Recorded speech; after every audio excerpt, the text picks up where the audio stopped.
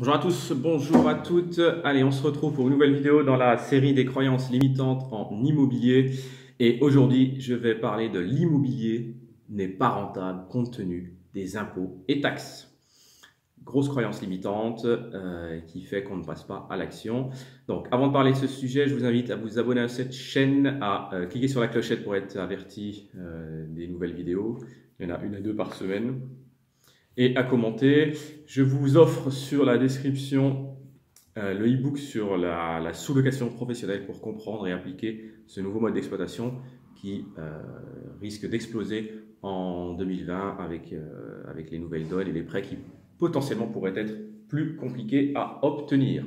Donc, on attaque. L'immobilier n'est pas rentable ou ne peut pas être rentable à cause des impôts et taxes.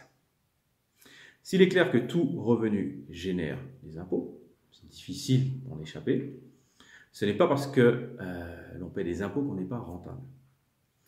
C'est un cursus particulier, c'est un processus particulier qui nécessite une vraie stratégie. Voilà. Néanmoins, certaines stratégies immobilières et certaines structures juridiques, fiscales, sont plus intéressantes que d'autres. On en revient toujours au même point, ou souvent au même point. Les croyances viennent en général d'un manque de connaissances et de compétences.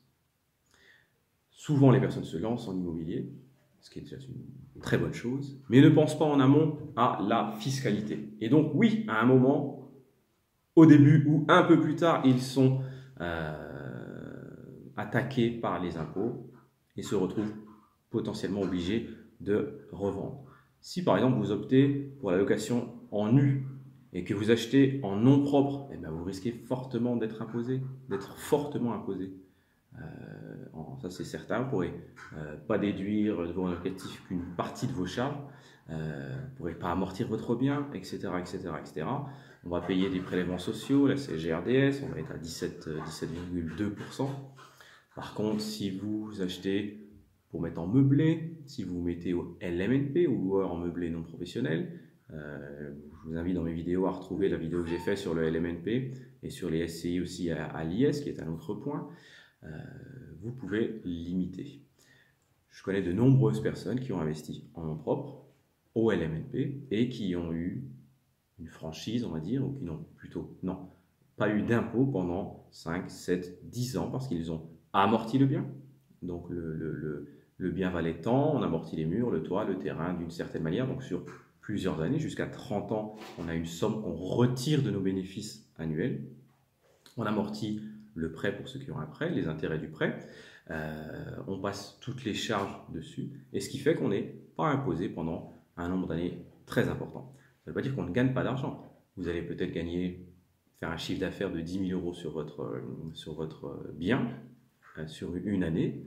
Et derrière, comme le bien vous a coûté 200 000, les amortissements, les charges, on arrive peut-être à la première année à, je dis n'importe quoi, c'est les chiffres que je sors, à 30 000 de déficit, de charges créées.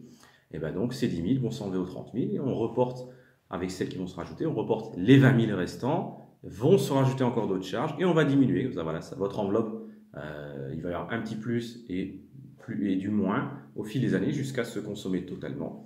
Et derrière, vous pourrez utiliser d'autres stratégies pour investir. Personnellement, j'investis en SCI à l'IS.